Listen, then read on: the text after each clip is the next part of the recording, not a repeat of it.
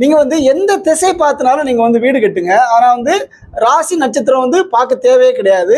ராசி நட்சத்திரம் பார்த்து வந்து ஒருத்தர் வந்து வீடு கட்ட முடியாது. அதே மாதிரி மனையடி சாஸ்திரம், குழி பொருத்தம் இது மாதிரிலாம் பார்த்து நீங்க வந்து கரெக்டான முறையில வந்து வீடு கட்ட முடியாது.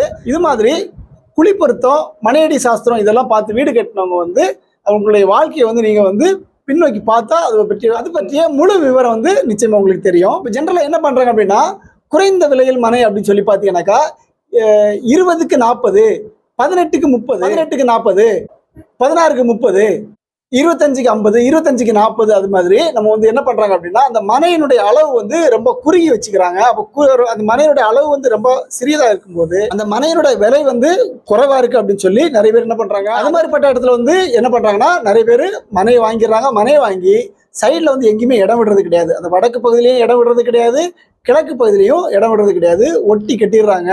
உள்ள நடு சென்டர்ல ஏதோ ஒரு பகுதியில் வந்து ஓடிஎஸ் அப்படின்னு சொல்லி அந்த ஜன்னல் வென்டிலேஷனுக்காக அந்த கழிவுநீர் பைப்பு போறதுக்காக அதில் வந்து என்ன பண்றாங்கன்னா ஒரு சில பைப் வைக்கிறாங்க. பைப் வைக்கிறதுக்காக ஓடிஎஸ் அப்படின்னு சொல்லி சைடில் கொடுத்துட்றாங்க. கொடுத்துட்டு அதை வடக்கு பக்கமும் கிழக்கு பக்கமும் காலி இடம் விடாம ஒட்டி கட்டிடுறாங்க. இது மாதிரி பார்த்தீங்கன்னாக்கா ஒரு வீடு கட்டுறதில்ல, ஒரு பெரிய மனை பிரிவில் வந்து ஒரு ஒரு 30-40 மனைகள் இருக்குது அப்படின்னா எல்லா வீடுமே இதே மாதிரி தொடர்ச்சியாவே இருக்கும். அப்போ வந்து பார்த்தீங்கன்னா இது மாதிரிப்பட்ட இடத்துல வந்து யாராவது வீடு கட்டியிருக்காங்க அப்படின்னா நிச்சயமா அவங்க யாரும் நிம்மதியா இல்லை, நல்லா இல்லை அப்படிங்கிறத நம்ம வந்து சொல்லிக்க விரும்புகிறோம். அப்போ இப்படிப்பட்ட மனை வாங்கலாமா அப்படின்னா வாங்கலாம். எப்படி வாங்கலாம் அப்படின்னா, இப்போ 18க்கு 40 அப்படின்னு சொல்லி ஒரு மனை பிரிவு இருக்குது அப்படின்னா நீங்க வந்து 2 மனையா சேர்த்து வாங்கிக்கோங்க. அப்போ 18 36 அடி ஆகும்.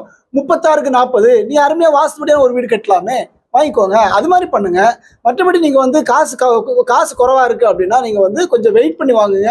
அல்லது நீங்க இருக்கிற பகுதியில இருந்து கொஞ்சம் தள்ளி போய் கொஞ்சம் நல்ல அளவான மனையை வந்து நீங்க வந்து வாங்கிக்கோங்க. இதுல வந்து ஆணாக இருந்தாலும் சரி, பெண்ணாக இருந்தாலும் சரி, நமக்கு உயிர் முக்கியம் இல்லையா, உடல் நலம் முக்கியம் இல்லையா, நம்ம நல்லா இருக்கணும் இல்லையா. பாத்தீங்கன்னா நம்ம வந்து ஒரு வீடு கட்டிட்டோம் அப்படின்னா அந்த வீட்டுல வந்து நிம்மதியான தூக்கம் இருக்கணும், மகிழ்ச்சியான வாழ்க்கையா இருக்கணும், செல்வ செழிப்பான வாழ்க்கையா இருக்கணும். அதுக்கு நீங்க என்ன செய்யணும் அப்படின்னா, ஸ்ரீ ஆண்டாள் வாஸ்துபடியான 6 விதிகளுக்கு உட்பட்டு நீங்க ஆண்டாள் வாஸ்துபடியான வரைபடம் வாங்கி நம்ம வந்து வீடு கட்டுறதுதான் புத்திசாலித்தனம். உங்களுக்கோ உங்க நண்பர்களுக்கோ உங்க உறவினர்களுக்கோ ஸ்ரீ ஆண்டாள் வாஸ்துபடியான ஒரு வரைபடம் வேணும் அப்படின்னா நிச்சயமா நீங்க வந்து ஸ்கிரீன்ல தெரிய நம்பருக்கு வந்து தொடர்பு கொள்ளுங்க.